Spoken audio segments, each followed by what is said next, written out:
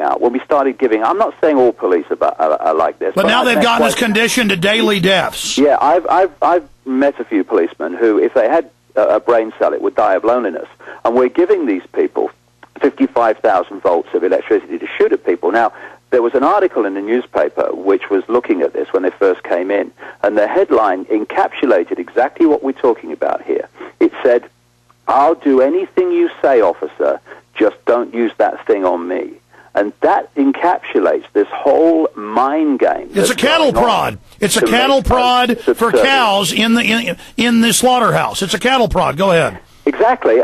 But what we mustn't do, and when we get into the nature of reality and the true nature of who we are, as opposed to the false identity we've been sold from cradle to grave, then you lose the fear and you lose this subservience. You know, someone with an expanded consciousness who looks in the mirror and realizes that what they're looking at is what they're experiencing, not who they are, they don't fall for this stuff. And that's why this awakening, and it's an awakening from an hypnotic trance, that's what it is. Yes. Calling it an awakening is a very good term, because that's what it is. It's like someone in a hypnotist stage show having the fingers clicked and they wake up from the trance.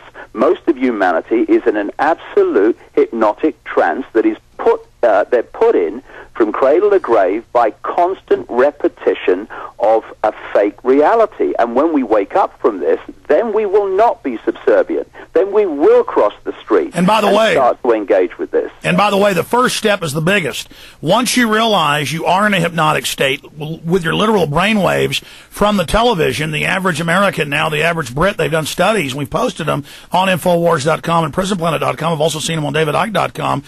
That people are now in a lower brainwave state than they were just 30, 40 years ago. People are in a sleep state. They are in a glazed-eyed state. And what David is telling you is absolutely true. Yeah, well, when you start to look at what reality is, then this conspiracy takes on a whole new depth. And indeed, you get closer and closer to the foundations of it, because the foundations of it plays out as banking scams, it plays out as political scams, it plays out as engineered wars, all of which are absolutely vital for us to know about, because you can't cease to be a slave until you realize you are one and what the game is. So that's vital information. But alongside that, we need to understand not just what the prison looks like, but how we open the door and indeed stop the door finally slamming shut. And to do that, we need to understand reality, because the core people, behind the people, the shadow people, as I call them, they understand the nature of the reality that we're experiencing, and they have worked tirelessly and endlessly to manipulate the structure of society and the information allowed to circulate in society to keep the people in total ignorance of the very reality that they're experiencing.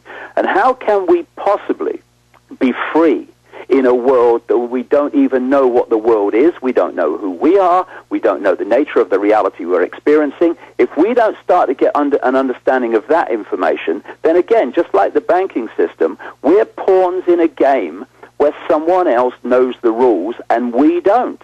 And that's why this whole area of who are we, where are we, what is the nature of reality is so absolutely vital, because it offers the key to the door. And that's why it's my prime focus now, because this is where the key is held to open the door to this prison cell that they're building by the minute. Now, to simplify that, they are trying to shock us now and intensify the amount of outrageousness.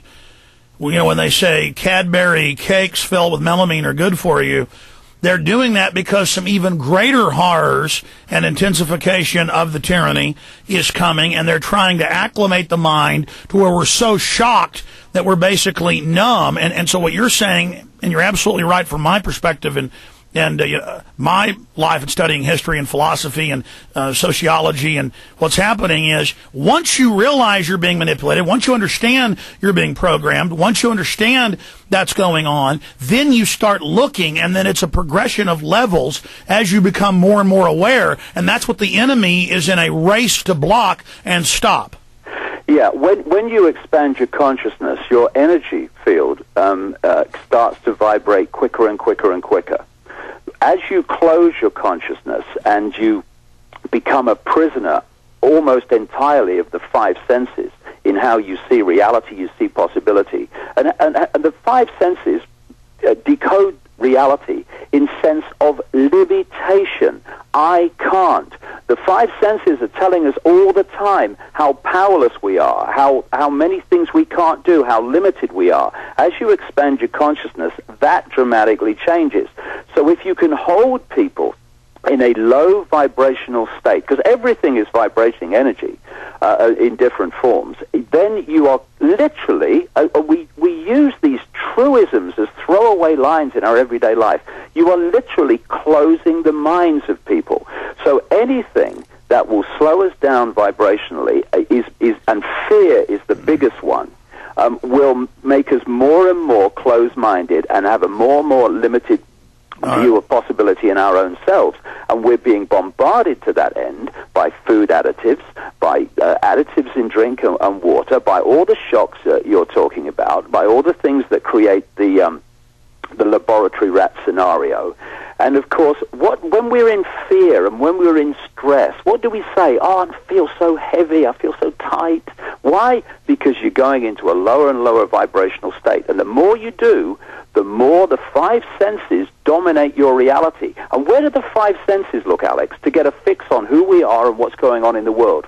They look outside into this world. And then Madison Avenue tells the women they're ugly and inadequate, so they get even more depressed and don't realize what incredible dynamic creatures they are. Men think they need to be manly and start fights and only like football and not be good parents. All of it is to hamstring us. But let me throw out a historical example of horizons and expanding your vision.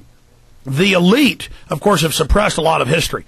But they know that we are, quote, made in the image of the Creator. We are great creators. We can build things. And that's why a science fiction writer like Jules Verne or H.G. Wells or any of these people, they could expand just their imagination, and almost everything they wrote about and talked about has now manifest, because what the mind imagines in steps, it is able to later construct through this group community, this mass organism that we know of as humanity. So that's why the elite know to stop a true renaissance to the stars, they have to make us petty, small, hateful, to turn against each other, and fearful of taking action. Now, I say there's a balance there. People call it fear when I say we've got to take action and go out and warn the people about the New World Order or they're going to enslave us. That isn't fear.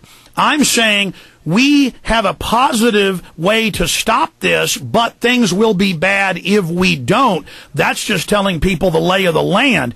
They use a false fear of keep your mouth shut and everything will be all right. If you don't, you'll be in trouble. Do you see what I'm saying, David? Because I've been very successful in different ways than you have. You've been successful in other ways than I, by getting people moving, by being a cold bucket of ice water when they're in a trance. I am able, with the information, to shock them into waking, and then they find people like David Icke. Do you see the point I'm saying? Yeah, I mean, the biggest aspect of this whole conspiracy, Alex, in my view, is that they have manipulated humanity into a false sense of identity. It's a sense of identity that looks in the mirror in the morning and says, that is me. I am Chuck Jones. I am Ethel Smith. When we are consciousness having an experience as Chuck Jones and Ethel Smith. And if you identify who you are with the vehicle, then you are going to identify yourself with the reality of the vehicle, which is limitation, I can't, powerlessness. We need to start to understand that the prime bottom line foundation of this conspiracy is to put us in this fake identity where we identify with being human as human is what we are. Human is what we are experiencing. Now, when near-death experiences have these now in their millions recorded experiences of leaving the body when the body dies and then coming back again when the body's revived, they tell extraordinarily common stories of what they experienced in the intervening time, where their consciousness massively expanded, where they were seeing the past, the present, and the future at the same time, where there was no time, where there was no sequence of events even, where they had this amazing ability to process information on a scale that they would think was ridiculous and impossible when they're in the body. See, what the body does, Alex,